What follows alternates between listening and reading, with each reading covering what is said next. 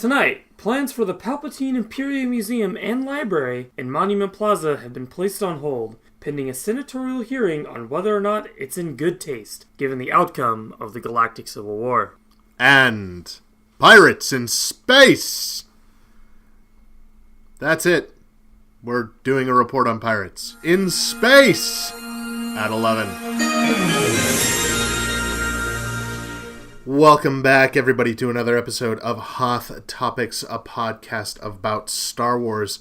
I am Ian, and I am currently suffering from some sort of planet-borne illness.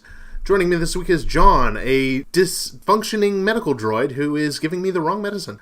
How's it going, John? Dysfunctionally. Oh. Well, you should get that checked. Get your firmware updated.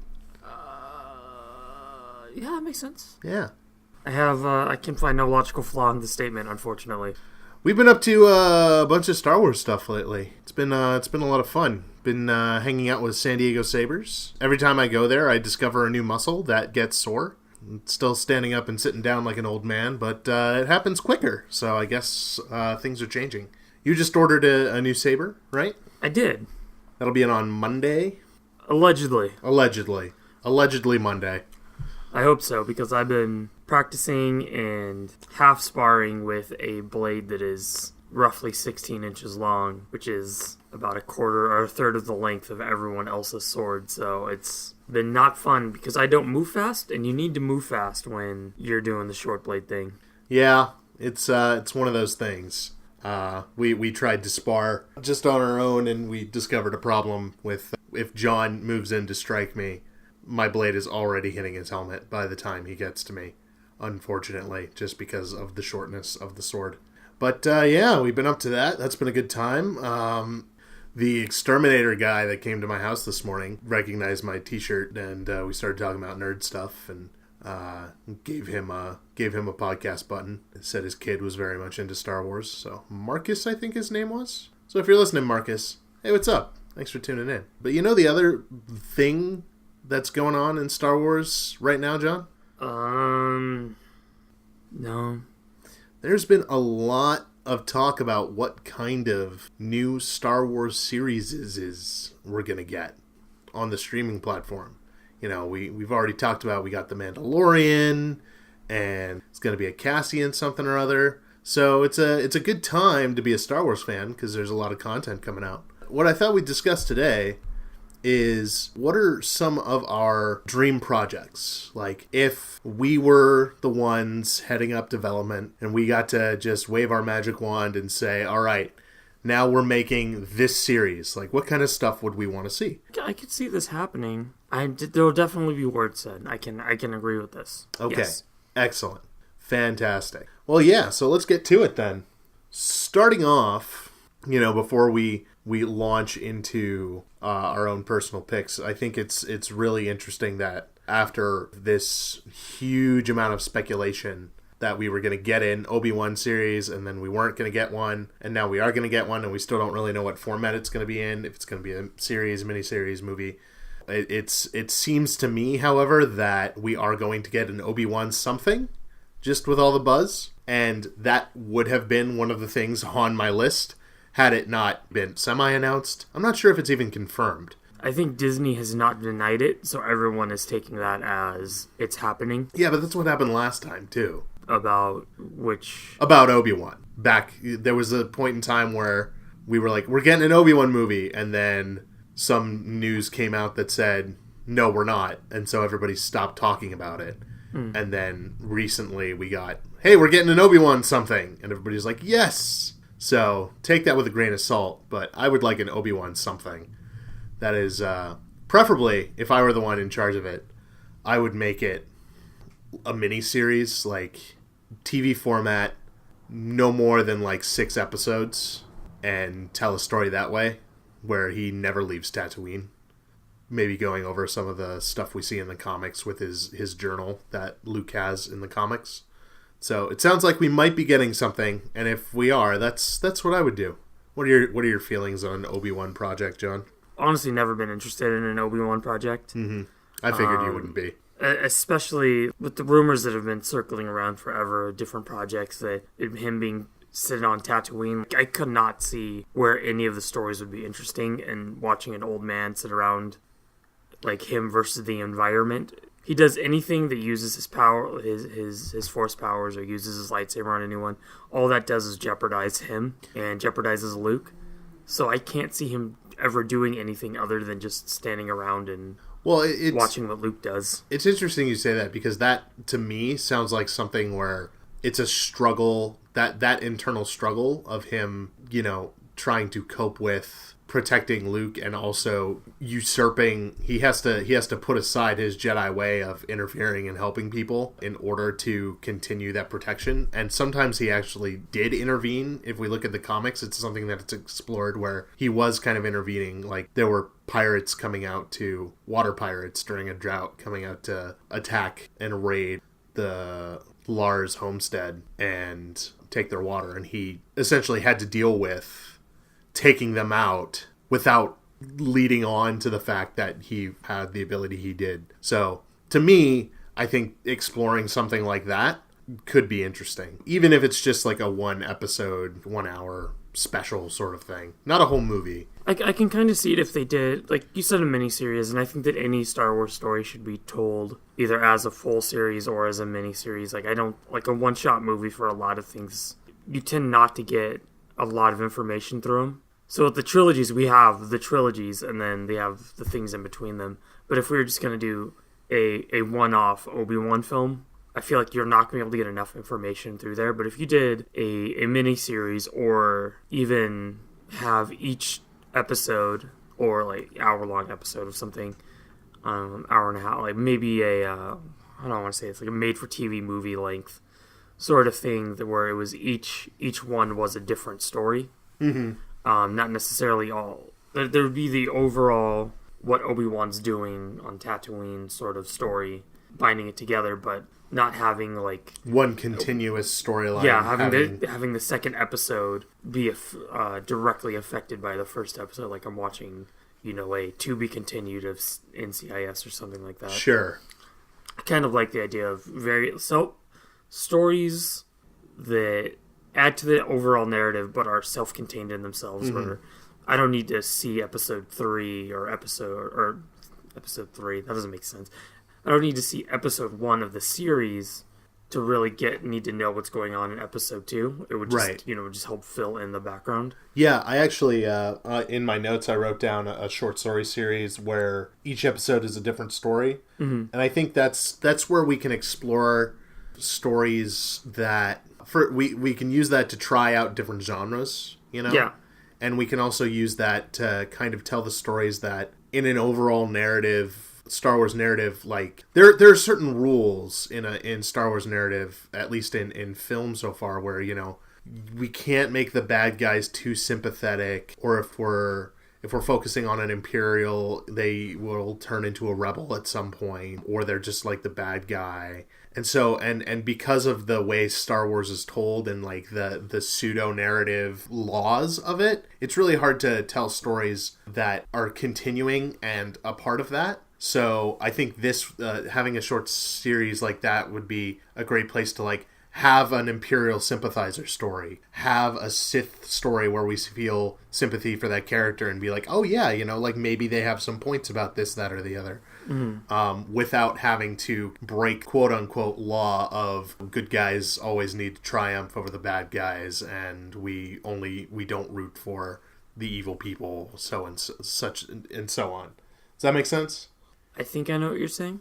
The only thing I'd have to say, like slightly to take the other side of that coin, is I think that sometimes we as fans take the franchise too seriously, and so having things that are more gray area related stories, I think kind of goes against what the fairy tale fantasy of what Star Wars is about. Right, that's exactly what I'm saying. Okay. I'm saying like the overarching plot will always be that fairy tale mm-hmm. sort of story. In a series like this where they're just one-off episodes, that's when you can explore those gray areas a little bit more. And like that's because they're self-contained units, Mm-hmm. Like that's the appropriate place for those. So, like, we'll meet this character in this episode, and we'll leave this character at this episode. But it doesn't impact the overarching Star Wars archetype. My biggest fear with a lot of modern filmmaking and storytelling of old story, like characters and stuff that have been around for a while, is that, and Ian, you know this about me, is that I do not like the Dark Knight series, the Batman series, because to me they made Batman too realistic, too... dark, gritty. Not even necessarily the dark, gritty thing, but they tried to make it more grounded in reality. Mm-hmm. But to be fair, with Batman, he's the best one to do that with, as he is a rich boy with no powers. Right. So you can do that, but it created this trend of where every movie had to be dark, dark, gritty, and realistic, and we lost a little bit of the suspension of belief. Suspension of disbelief. Thank you. Yeah. I think by losing that in some of these mediums, we lose the fun that can be had in some of these things. Mm-hmm. I kind of feel like that's why there's a group of people out there that didn't like The Last Jedi as much, because it didn't feel, at least maybe to them, that fantasy aspect of the series was discarded. Which is kind of how I felt the first time I watched it. I kind of felt like, this doesn't feel like the Star Wars movies I like, but the more I watched it, and the more that I compared it to the prequel trilogy, you know what? It's just another trio of stories told in a different way. I'm like, okay, I'm fine with this now. I think that movie was made to address that issue with Star Wars, where we have that we overthink and we overhype and we nitty gritty it. And I think what Rian Johnson did was kind of take that thought process and be like, he applied it to the movie, and then at the end of the movie, he brought it back to what it is. It was an examination of, all right, well, this is what Star Wars would look like if we abandoned that fantasy aspect. But in the end, the message was that of, it doesn't matter how grim, dark things get, we're always going to come back to that hope thing. Mm-hmm. And with JJ finishing out the trilogy, I think we're going to get way more of a lighter, sort of hopeful ending to the whole thing. Yeah. So... which I'm fine with, because that's how the original trilogy was. Even if it's a retread of the original trilogy, that's fine. Right. I think a lot of people forget that Empire Strikes Back doesn't really end on a hopeful note. No, they've not at all. Completely failed on everything they've tried to do. They couldn't hold Hoth. Luke's missing a hand. Yeah, Luke's missing a hand. Well, Luke abandoned his training. Right. For selfish reasons. Yep. He wanted to save his friends, but bigger picture. Yeah, he missed loses the bigger his hands. Picture. Finds out his pops is the bad guy. Right. Han is sold off to a pirate, or sold off to a gangster, and the rebel fleet is a handful of ships on the edge of the galaxy. Right. Like, it doesn't end on a hopeful note, and then Jedi starts off kind of. They're slowly building that back up. Luke goes to rescue his friends, but succeeds this time. He finishes his training. He cuts off his dad's hand. Roles reverse. I'm interested in seeing where that goes. Yeah. But as that ties into what we're talking about, right? Which is what we'd like to see. Mm-hmm. I think you and I can both agree that whatever the outcome is of 9. We're excited to see it. Yeah. I don't really want to speculate on what's going to happen in 9 because I don't care. Yeah, which is not what we're doing here anyway. These are and to bring it back, like, the dark and gritty side stuff, there is an audience for that. Yeah. And a series like this where they're one-offs could really be where that thrives, because the very next episode we can have a comedy. And we could have a completely different story and a completely different tone. That's when they first started talking about the Star Wars story films, Rogue One, Solo. Right. They mentioned that, like, one of the things they wanted to do with this is try different themes and different, like, film styles, and we really haven't gotten it. We've kind of just gotten action-y. Looking back on it, I don't think that was ever going to work with feature-length films. I think that the streaming platform and the TV style story format is going to be where those thrive. Yeah. And honestly, on the grimdark point, my feeling is that Rogue One is about as grim and gritty as Star Wars is ever going to get, and that's pretty mild compared to some of the stuff that we've been talking about. But let's get into a little bit more specifics. It's funny because, like, the you mentioning that It was literally the last note that I wrote. Oh, really? Because I figured I'd close on that, but I was like, oh no, this is actually a great opportunity to talk about this. So in terms of like type of stories that you'd want to see, for me, it'd be interesting to see a live action series in the vein of Clone Wars. Not about the Clone Wars, but just kind of following a similar format where you kind of get a couple episodes of a story and a resolution. And there's like the overarching plot, but we're allowed to jump around and kind of follow these little story arcs, you know? So you want... It would be kind of like Star Trek. Yeah, kind of like Star Trek. Where Star Trek, there's always like... Okay, so we'll go with the Next Generation. I'm a big Star Trek nerd also as well. So Next Generation, like the focal point is the captain, the main bridge crew characters and the ship. Right. Is that something you'd like? Well, like there's something that brings all these stories together. Yeah. Okay. Yeah, I thought that'd be kind of interesting. In fact, I guess I wrote the same thing down twice because, well, that's sort of different. But I did mention Star Trek in another one of my. Oh, really? Yeah, another one of my notes. But like Star Trek. In terms of the story structure, yeah, I think that's a good kind of comparative to what I'm talking about. It'll be interesting because having Star Trek fans and having Star Wars fans as friends, you always find that Star Wars was the one that had the good movies, and Star Trek was the one with the good storytelling shows. Mm-hmm. So it's going to be very interesting to see how the Star Wars stories, how they translate to a... you know what? That's not even an argument because we've had Clone Wars, we've had Rebels, we have Resistance, and they're doing fine. So, and Filoni's my whole thought, and Filoni was helming Mandalorian, right? So, or at least involved in it. Yeah, he was directing a couple episodes. Yeah, they had a bunch of guest directors and stuff. Tons of directors. Yeah, there was like 9 directors. I know we talked about them before. Yeah, Favreau's one. Heading that. Taika Waititi. Bryce Dallas Howard, yeah. I gotta figure out again what I was watching that referred to Bryce Dallas Howard as the franchise killer. And I don't remember what it is, and I know it's not fair to call her that at all, but I don't know what it is, but I enjoy saying it every time I see her name. So, what about you? Give me one. Give me a specific... Well, you know that I am a fan of the Galactic Civil War era, and something that I've always wanted, that Resistance has kind of done, is to tell a story of people living under the rule of the Empire that aren't rebels, that aren't Imperial, that are just... I want to know what the common folk are up to. I think 1313 would have been a good chance to see what that would have been kind of about, even though it's more the criminal underworld. But I've always found it interesting that we always see the rebels, who are generally from incredibly oppressed worlds, and we always see the Empire as like the tyrannical, overbearing military power on these outer worm worlds where the the poorest of the poor are living, sort of thing.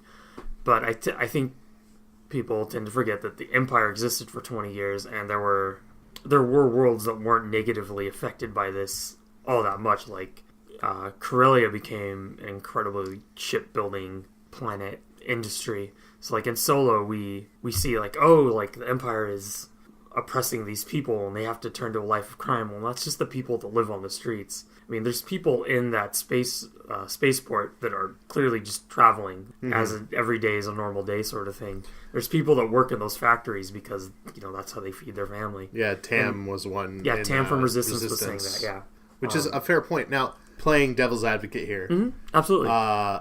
Where is the story there for you? Because I hear that, and the first problem that pops into my mind is we're looking at people under the Empire who are not directly affected by the evil of the Empire. So we're just watching dudes do their jobs.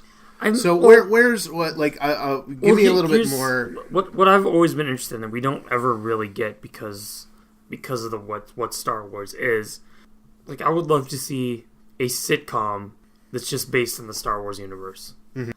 Something like what's a good example? I don't know, like Family Matters, or like Seinfeld. Something that just like takes place in that universe and just seeing like how people just live. Sure. I've always found that like really interesting. We never really see that because all the stories we get are about the Civil War, right. about the Clone Wars, or about whatever they're calling the war in the sequel trilogy. It's a good point. It's been going for all of... It doesn't have a name yet. 2 days, I believe. Yeah. By the end of Last Jedi. So like we kind of get it with Resistance. We have Kaz, who is spying for the Resistance, but then everyone else that's around him are just living their lives. Right. And there's story in that. There's adventure in that, is what we've seen. Like my favorite stories from the Clone Wars are the ones with Hondo. And he's not a good guy. He's not a bad guy. He's a bad guy, but he's not a terrible guy. Yeah. I think, and again, that's why I go back where I think 1313 would have been a great way of doing that, where you still have, because it's crime in the underworld, so you'd still have that kind of intrigue and adventure, but it wouldn't necessarily always be, oh, we need to rob this Star Destroyer so we can give plans to the rebels, or sort of thing. It could be, we're taking out the Star Destroyer because it's blocking our smuggling routes, or even simpler, I need to go farm my Mylar fruit. What? I need to go farm my Merlin fruit? Is that what you said? My Mylar fruit. Let's go find out what's going on Ryloth. Yeah, I guess my the thing that gets me is, and I actually, like, one of the things that I wrote down is, like, having an actual straight up comedy in the Star Wars universe would be kind of cool, but it would be hard to do anything like that didn't have some sort of conflict element in it. Like, just a straight up slice of life would be hard because it's Star Wars, right? Well, yeah, and I guess the thing that I want is something that, because I know it can't work, like, I would love a Star Wars movie or show that didn't have Jedis in it. The one thing that makes Star Wars unique to other sci-fi properties. I just kind of want to see what that so far, Resistance has been doing a good job of keeping the Jedi in the dark.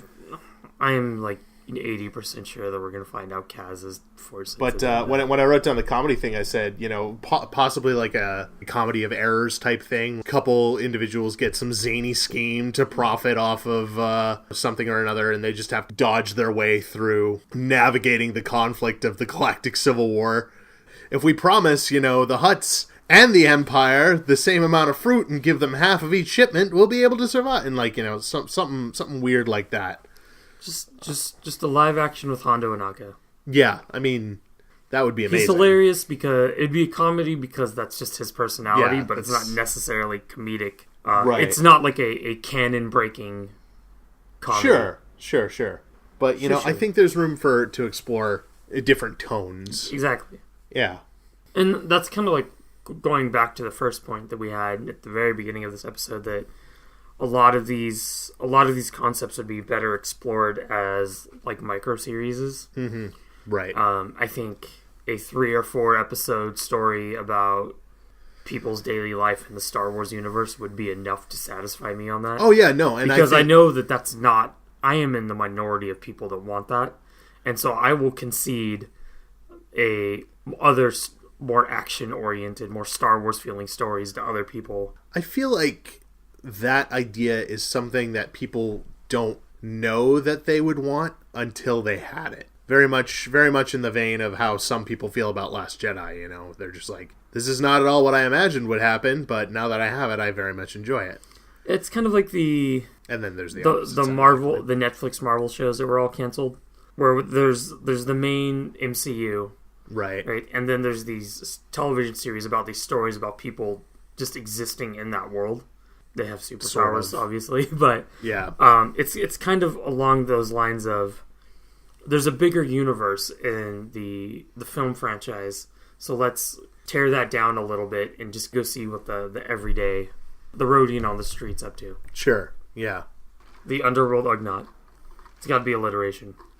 One thing that we've kind of heard being tossed around for one of maybe like the non-trilogies is a Old Republic style thing, and as the Jedi fanboy that I am, that's something that I would like to see examined, kind of like the height of the Old Republic, the height of the Jedi being Jedi-y, because as I keep having to tell people who use the Jedi are bad argument, the Jedi that we see in the prequel trilogy are not at their ideal. Mm-hmm. That is the beginning of the end for them, and they were making a lot of mistakes along the way. I think it'd be really cool to kind of see them at their peak and against an enemy that was at their peak in the Sith. And I know that's like not your jam, but it's something that I would like to see. Well, see, for me, that would actually be interesting to see them fight an equivalent. Right. Like, I would love to see them fight the Sith, not because I'm a Sith fan, but because what we see are... Imagine an army of Supermans running around. Now, that story by itself is kind of boring. Right. An army of Supermans versus an army of... Not Bizarro Supermans. Would be an army of Darkseids. Sure, yeah. Or, Darkseid killed Superman. Who else killed it? Doomsday? No, Doomsday. Is it Doomsday? Yeah. You get the point. Yeah. Or, a better example, a army of the Flashes versus an army of Dr. Zooms or Professor Zoom? Just Zoom. Whatever. The yellow one. Anyway, I guess so. Can you tell we're not as deep into other things on this show? I used to watch a lot of Justice League Unlimited. That's where all my superhero knowledge comes from. My side tangent, my favorite scene in Justice League Unlimited was when Lex Luthor takes over the Flash's body, and he's like, "Finally, I will know at least I will know the Flash's secret identity." He takes his mask off. I have no idea who this is supposed to be. See, my favorite also has the Flash, and it's when he goes to the Rogues Gallery bar and just checks in to make sure that the villains that he's recently released are taking their medication and making sure, like, seeing if there's anything he can do for them. You know? I thought that was so cool. Yeah. Why can't Marvel have cool superheroes like that? Disney. Wow. Shots fired. So, one of the things that makes me nervous about some of the projects that could come out, and it's a little bit Old Republic related and a little bit other things, is that I don't want them to do live action or animated stories of things that we have already seen in past canon or games. Yep. I agree with you 100%. I don't want to see a Knights of the Old Republic rehash. I want to see Knights of the Old Republic. I don't want to see the game Knights of the Old Republic. Right. Like, I would love to see Revan in a show. Right. I would love to see him as a cameo. Mm-hmm. I would love to see him as maybe a villain if it's Darkseid Revan. Yeah. Or maybe a cameo as a hero. Right. As a Lightside Revan when he comes back. Mm-hmm. I don't want to see a rehash of his origin because so many people have such, and like you, Ian, have such a strong connection with that character because of those games, because of their philosophies from those games, which were created by the player. Yeah, absolutely. Since it was an RPG where there's multiple choice dialogues, multiple choice actions you could do, only a handful of the viewer base will have made those same decisions to create the character that you are making in the show. Mm-hmm. Where other people, and we keep throwing Last Jedi under the bus under this episode, but a lot of anger towards that was that the Luke Skywalker portrayed in that was not the Luke Skywalker that a lot of kids grew up with or pretended to be on the playground. Yeah. So I'm really nervous to see that. Like, I would love to see a Shadows of the Empire story, mm-hmm. which might work better because the game was based off the book as opposed to... You did see a Shadows of the Empire story. It was called Rogue One. No. You're thinking Dark Forces. I'm thinking Dark Forces. You're right. You're right. Shadows would work more in my line where you get to see the criminal underworld.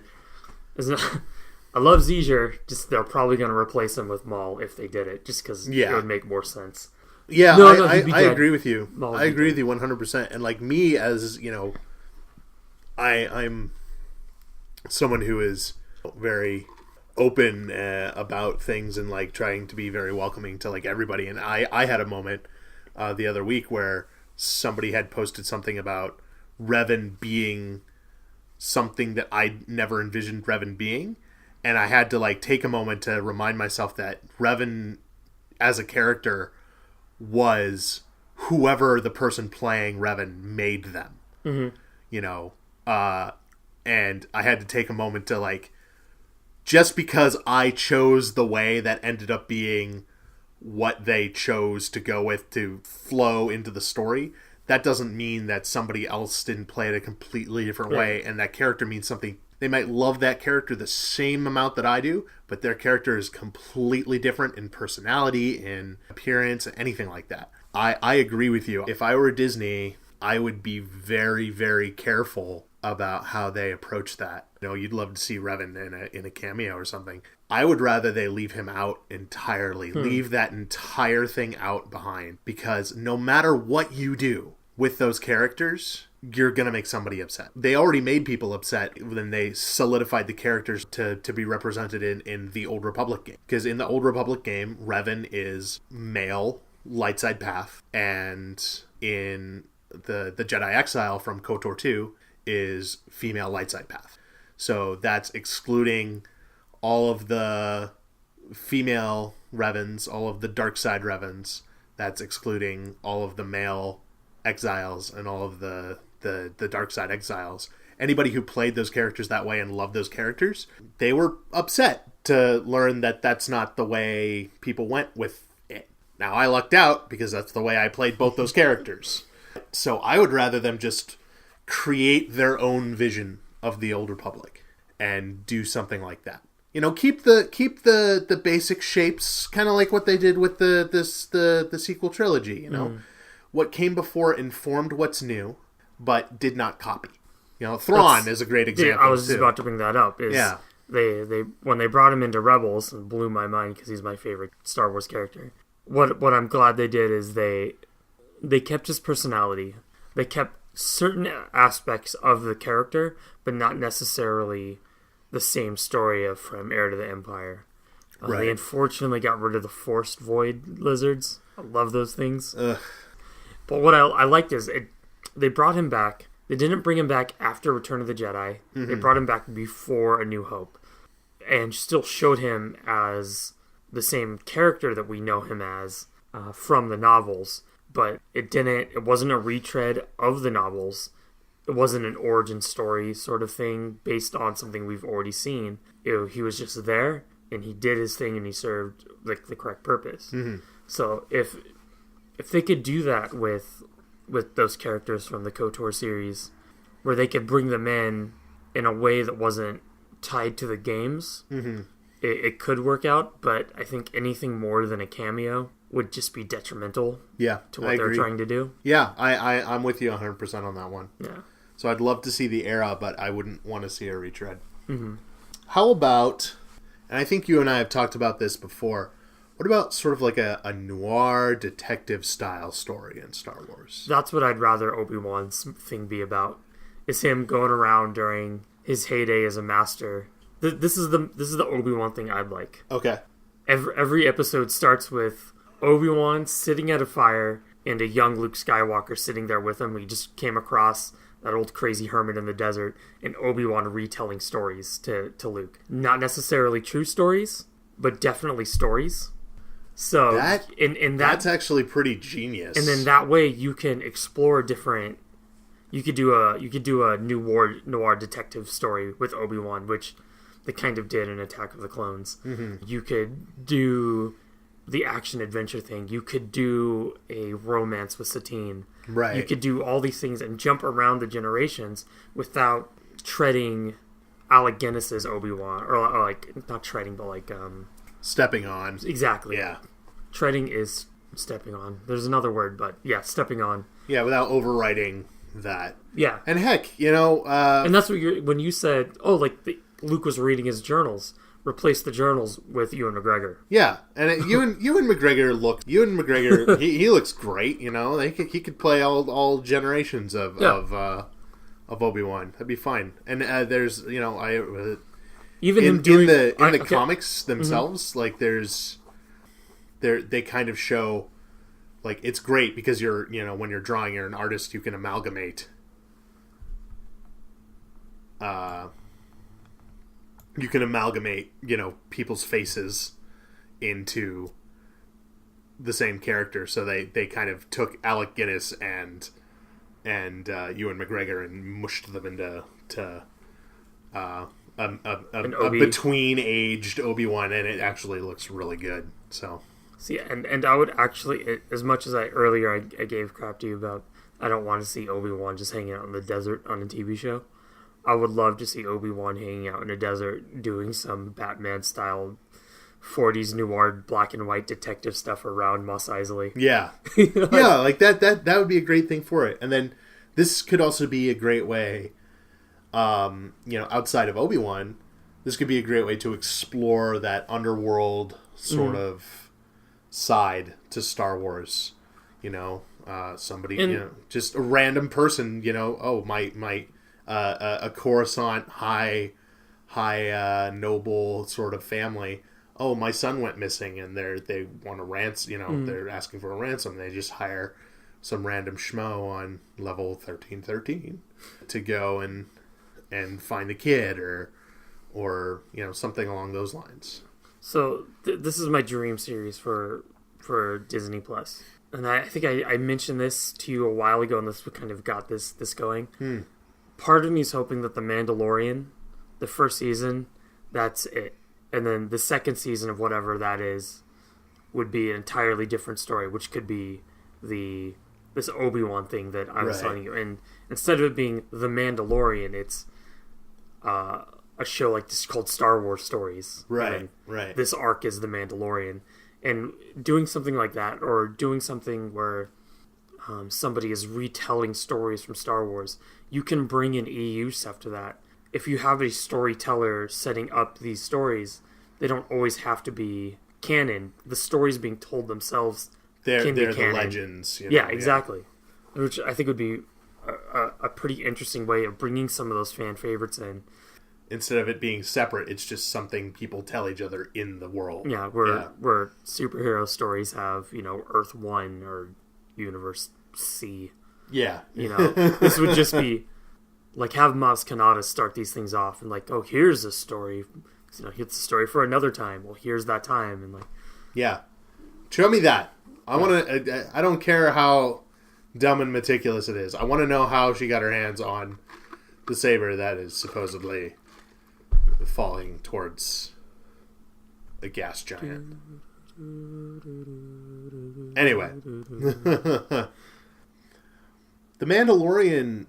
We're all kind of assuming it's going to have a Western feel to it from what we've been seeing, but I think that's definitely a niche that could be filled. Firefly style, sort of on the edge of the galaxy type thing. Yeah, we get episodes of the Clone Wars that were kind of like the ones that had all the bounty hunters. They usually felt pretty Westerny. Yeah, the train heist one. Anything with Cad Bane is pretty Westerny. It's just the hat. It's the hat and it's some shooters. But they had that entire arc with when they did the train heist in Umbara. Was it Umbara? I don't remember. I think it was the only thing I remember going on Umbara is General Krell going crazy. Ape on the this massive double lightsabers. Oh, stories from Dex's Diner. Oh, what?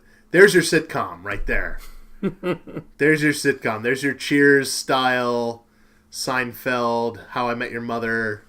Dex's Diner is the hangout. Then you could do dumb things like it starts off with a character we know walking into Dex's Diner. Like, hey, Dex, what's new? Well, let me tell you. Yeah, exactly. Fade. Fade to black. Lucasfilm, we're available for absolutely story group if you need us. I got a script for a short one ready to go for you. So if you wanna, I'm just kidding.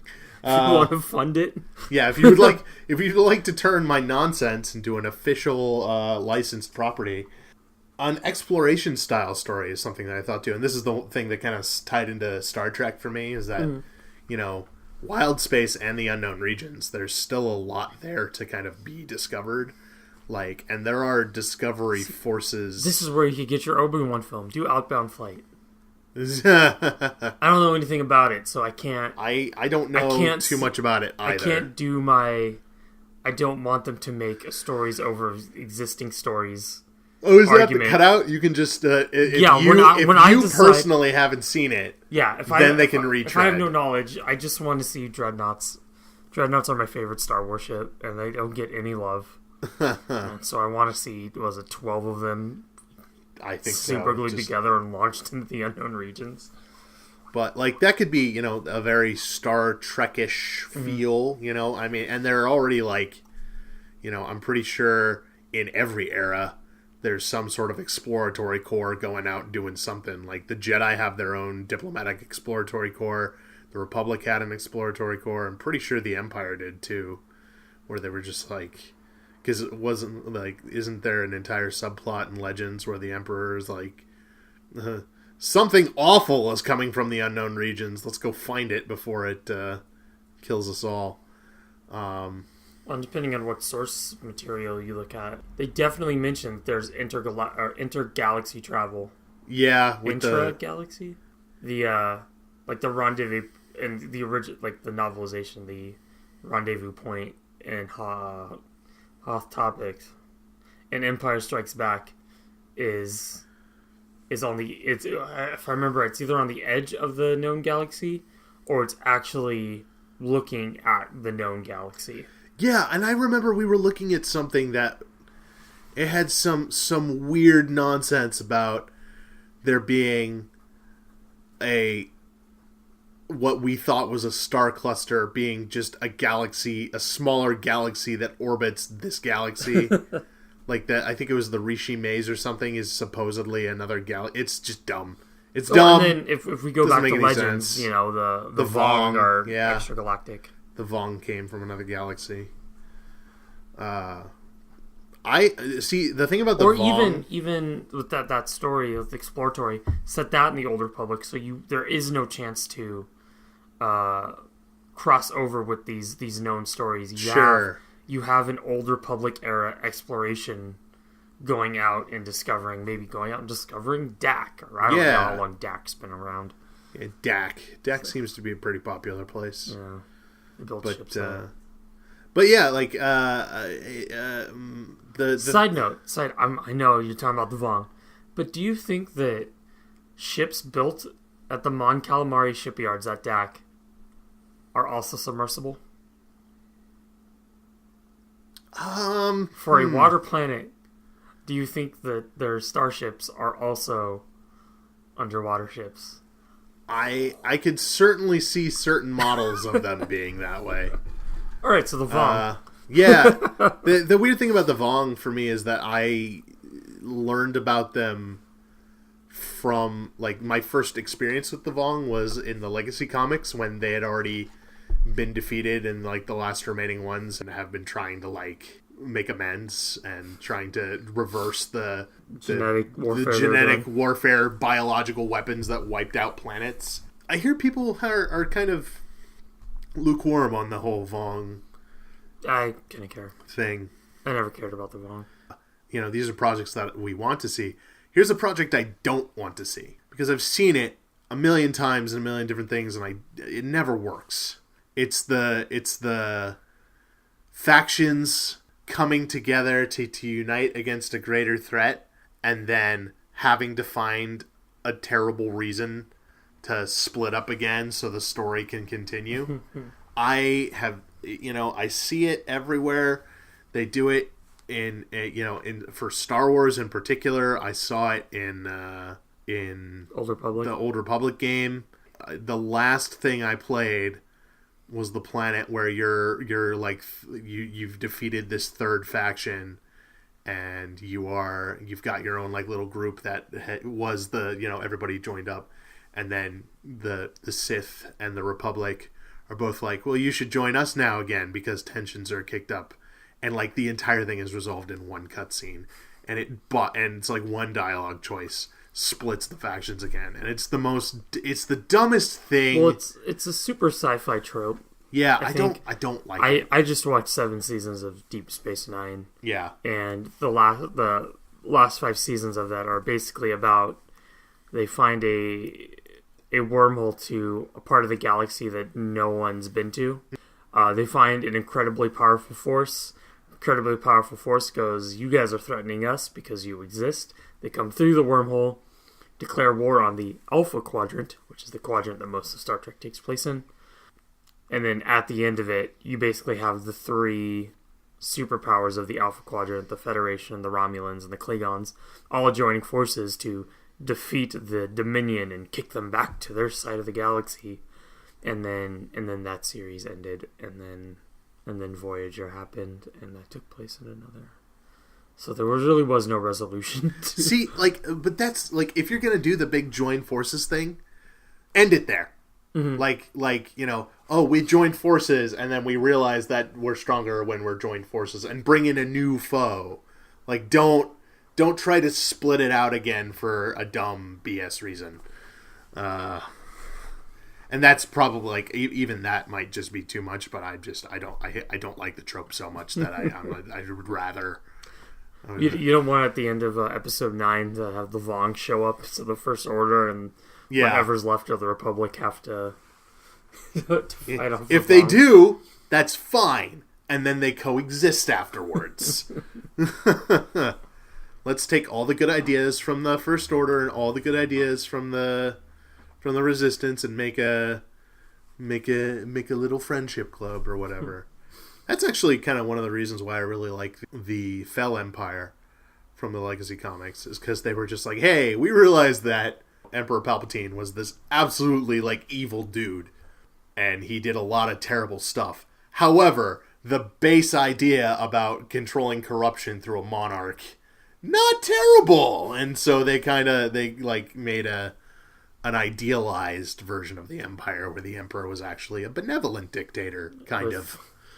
So, any other sort of dream wish list, genre defining? I'm open really for anything except what I mentioned is right. The retreading of stories that we've already seen or already played.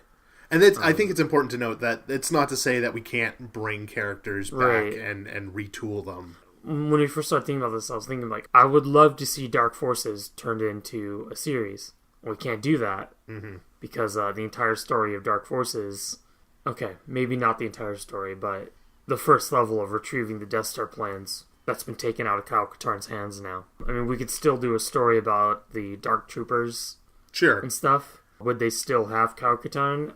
I don't know. I'd be kind of okay if it was the same story with Cassian. Sure, yeah. I feel like Diego Luna's far more charismatic than Kyle Katarn was. But that being said, Kyle Katarn in the games down the road becomes a Jedi Master. Yeah. Going back to my whole, can we please just have a story without Jedis in it, please? It's so I love Dark Forces, and I enjoyed the Jedi Academy, Jedi Outcast games, but...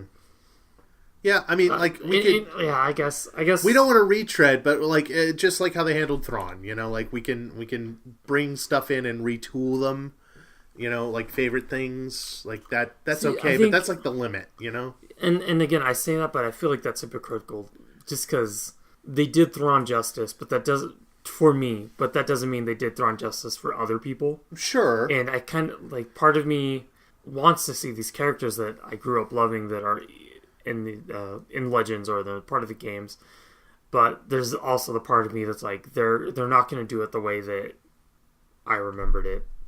Sure. And that could cause more issues.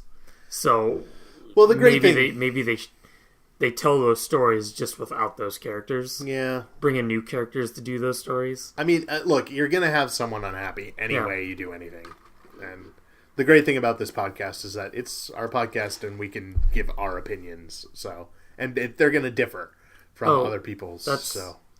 But you sent me an email that said to stick to the script. Well, that's weird because I didn't write a script. So it says right here, Ian. Definitely Ian. Definitely Ian. That's totally me. Don't. Just don't. It's an email I sent to John that just says don't. It says death to betrayers. That's weird. I don't think it does. I don't think that's what it says. I think you're making up stories. Star Wars story.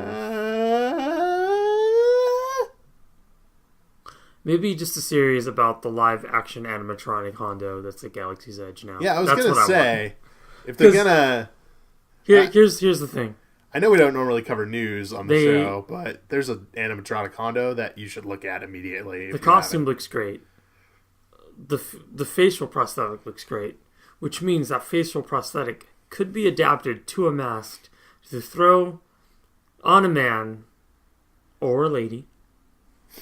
Sure. But it's going to be voiced by the guy that did the Clone Wars and Rebels, so unnegotiable. And it would be just amazing. It doesn't even have to be Star Wars. He could just be walking around downtown LA just swindling people. I'd be fine with it. Call it the Hondo Anaka Hour. He's my favorite crazy uncle. The kind of guy who's fun to be around, but probably wouldn't leave your younglings with. Would definitely ransom you. Yeah. Definitely steal your utensils and sell them on the black market. All right. Anything else to add, John? Game shows.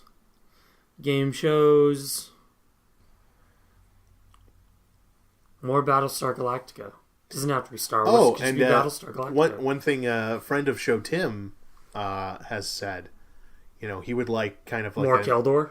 Yeah, more Keldor. Yeah. If friend of show Tim were here, he would say an all Keldor flight squadron taking show. place on Doria. Yeah, or wherever their home planet is. But he has said in the past doing sort of like a flight crew and kind of X-wing fighter sort of Rogue Squadron-esque story would be something that he would like to see. And I think that'd be really cool too. Get the pilot sort of side of things and kind of make it. You mentioned Battlestar Galactica at some point. I know I heard the words. Maybe it was just in passing conversation. I mention it at least twice a day. Exactly. So kind of. And one thing that you recently were showing me a couple of the episodes, and I really did like the interaction with. The ground crews who were getting stuff ready in the hangar bays and the pilots and, all that sort of thing. So I think that could be a good Star Wars thing. So, the traditional rumor of Rogue One was the guy that wrote the script just handed Lucasfilm the opening crawl for A New Hope, and he said, "That's what I'm doing." Oh, that was the story. I think you could do the same setup for that. A show based on hangar, like deck crew. Yeah. Just with Han and Echo Base going, "Deck officer! Deck officer! And then, that's my show. Leave. Please, how'd you get in our office? Yet the guy behind him is going to go, "Many boffins," and they're going to be like, "Here's $20 billion. Here's $1 billion. Yeah, go make a movie. Hire Tarantino. Good luck. Yeah, oof. Tarantino for 1313. Who knows crime? Yeah, but who knows swearing? He also knows swearing and blood real good. That's what I want. Hey, maybe that'll be the way they bring Sam Jackson back. Tarantino's directing a Star Trek, so just a handless no Mace Windu crime lord. He just comes back pointing Jules from Pulp Fiction. He's not Mace Windu. He's just Jules. A story about Mace Windu, the former Jedi Master, and Mace Windu, the little rat dude that hangs out in the Cantina bar. We'll call it Mace and Mace. Mace and Mace. Master and Mace. Master and Mace. Oh God. So a Jar Jar story. Let's hop on this hypothetical train. How would you bring back Mace Windu? Like, what story would Mace Windu be brought back in your mind? I'd say you give him Revan's story. He wakes up on the ground somewhere. Uh-huh. Something broke his fall. Probably the bodies of other Jedi. And he has amnesia. He knows he's missing a hand, and then he slowly regains his sure. Or he becomes a bounty hunter or something, like sure. all Force sensitives end up doing eventually for some reason. Yep. Well, because if you bring him back and he is Mace Windu, you make the show him having to hide who he is everywhere. If you bring him back as an amnesiac that has above average skills that he doesn't understand why, and he becomes something in the criminal underworld, becomes a bounty hunter or something, then you can just openly have him wandering around. It's no longer a spy thriller sort of thing where he's constantly afraid of being found out. He's actively trying to find out who he do. I see it as kind of like a amalgamation of the Yoda exile and the Maul kind of going crazy thing. Is he a spider hand? Like I see him. I see if I were gonna bring back Mace just off the top of my head, like it would be a post Episode 9 story where Rey is doing the thing that Luke was doing, going around collecting Force knowledge, and she like stumbles across crazy old Mace who serves as like a warning about the terrible things that led to the Jedi's fall, kind of like what Luke was doing in but like also kind of crazy, and she has to bring she brings his mind back, and he becomes like the scarred old veteran with all the war stories that keeps everything. Don't you do this? Back in my day. I don't feel like Mace's character would allow him to do anything but take action.